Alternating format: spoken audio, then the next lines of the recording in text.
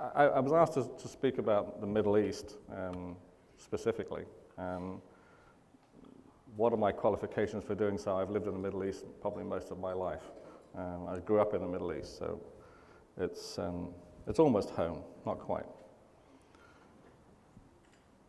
This is a little bit of a story you're going to get for about half an hour. So sorry I'm interrupting the dinner, but it's only half an hour.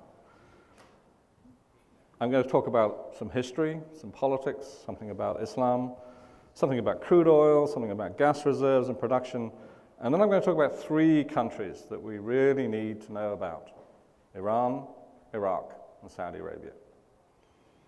Now, why do we need to know that? Well, what you can see here on the bottom is 2009 and 2020 projection for the proportion of world oil supply, crude oil supply, that's going to come from the Persian Gulf. And this is concentration we're talking about. World oil supply is going to become much more concentrated in the former Soviet Union and the Persian Gulf region in the next 10 years. And in the Persian Gulf region, it's Iran, Iraq, and Saudi Arabia that are going to make up about 75% of that production, and rather more of the incremental production. So these 3 countries are going to be important to us. So now's a little bit of story about early Islam. Why bother with this? Why do we need to know this? Because if we want to understand something about these countries in the Middle East and how they worked with each other or don't, we need to know something about how they evolved, where they came from. I'm not going to read all this, but I'm just going to give you the background. Now, the key distinction in Islam is between Sunni Islam and Shia Islam. Sunni Islam, Saudi Arabia; Shia Islam, Iran. That's a good way of remembering this. And the split started over a succession issue. It was the dynastic issue. Some people thought that the cousin of Muhammad, the Prophet, Ali, should be the ruler of the Islamic world that had just been conquered. And other people said, no, it should be my friend Abu Bakr here. Well, while Ali was burying Muhammad, Abu Bakr took the prize. Ali was a rather sort of quiet guy, so he let that happen. He happened to be married to the favorite daughter of Muhammad, Fatima, and also his favorite grandsons, Hussein, very important name to remember, and Hassan. Ali was caliph for a while, but he was assassinated. And he was buried in Najaf in Iraq. Now remember that, it's in Iraq. And most of these people you'll hear about were buried in Iraq. So the succession then passed to someone else called Omar, and he started the Umayyad dynasty, which lasted a long, long time. The next big event that happened that really created Shia Islam was Ali's son Hussein decided, well, some of my friends in Iraq want me to take over, so I'm going to take all my friends over from Mecca, and we're going to join up in Iraq, and we'll defeat these Umayyads. Well, it didn't work out like that. He and his 72 friends were all slaughtered in southern Iraq by the Umayyads. And this death, this martyrdom, as they call it, was the defining moment for Shia Islam. And this was the righteous weak against the corrupt mighty. It's a familiar theme in mythology and religion, and this was the bedrock of Shia Islam. So at this point on, pretty much, the government of the Islamic world became Sunni-dominated, either from Baghdad or from Cairo, from Damascus, or from Istanbul under the Ottomans. And all these Shia guys got pushed out to the edges. They became sort of mystical and rebellious, and it became the religion of the oppressed, it became the religion of the dispossessed, the minorities. And they picked up on this idea that at some point in the future, one of the descendants of the Prophet would come back and restore justice and goodness to the world. Should be a familiar theme to all of us. This is a kind of mythology.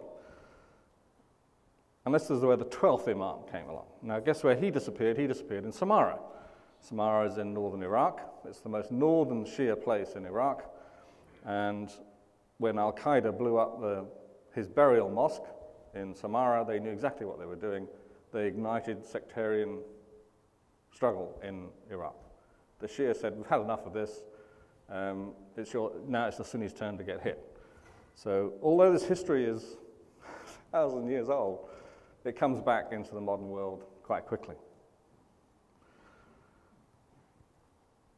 There are two other interesting things about Shia Islam. First of all, it's mystical, and secondly, it allows interpretation of the Quran. Still, under Sunni Islam, what they call the gates of ijtihad, the gates of interpretation, closed in the 12th century by the Ottomans. So you can't reinterpret the Quran, it's fixed. Whereas in Shia Islam, you can reinterpret the Quran in modern terms.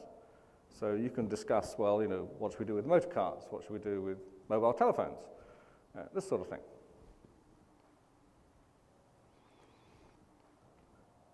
And the last big event that happened was, you know, why is Iran Shia? How did that happen? Well, in the 16th century, after the Mongols had ravaged the Islamic world, particularly Iran, a group of mystical Sufis, led by a rather sort of aggressive, non-religious person, founded the Safavid dynasty. The Safavid dynasty was probably the most productive period in Iranian history. And they established the state of Iran, as we know it now. And they converted the Sunni population to Shiism. Why did they do that? For politics. They wanted to be different to the Ottomans, different to Arabia. So they converted everyone to Shiism, and they used Arab clerics to do that from Lebanon. At the same time, they gave the Iranian clergy, an institutionalized clergy for the first time in the Shia world, they gave them endowments of property and land, which made them independently wealthy. Well, that came back to bite everyone in 1979, because the clergy had an independent institutions, independent wealth, independent organization, so they could defy the Shah of Iran, and hence the revolution in Iran. So I'm just linking things back and forth here so you can see history matters. Now, the other thing that happened was, as I said, all these Ali, Hussein, all the imams except for a few are buried in Iraq. So in Shia terms, that's the holy places to go and visit. So the Iranians gathered all their clerics around these towns of Najaf and Karbala and Khadimiyah, which is near Baghdad, and they slowly converted all the Arab tribes to Shiism. So southern Iraq became Shia, which is pretty much as it is today. Now, it's an interesting fact that most of the world's Muslims are Sunni. But in the Persian Gulf, most of the Muslims are Shia, which Saudi Arabia doesn't like. So this little map shows the distribution of Sunni and Shia, Sunni in yellow and Shia in green. And this yellow area is the area where Shia Muslims predominate. Bahrain, Lebanon, parts of Turkey, Afghanistan, bits of Pakistan, all of Iran virtually except for a few pieces, large part of Iraq, and the oil-bearing part of Saudi Arabia. Now, Iraq became a bit of a puzzle in this because Iraq's a flat area, it's very fertile, and in agricultural societies, Iraq was fought over many, many times, principally by the Persians and the Ottomans. And finally, it was stabilized by the Ottomans for about 400 years under Sunni rule.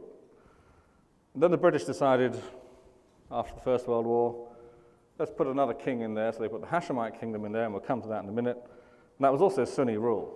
Don't forget, this is a country which is predominantly Shia. And after the monarchy was kicked out by the nationalist dictatorship, it was still Sunni rule.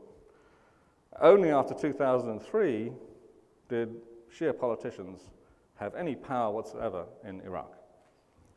And it's an inevitable consequence that since they're the majority, if you want to have democracy in Iraq, it's going to be a Shia-dominated government, which upsets Saudi Arabia.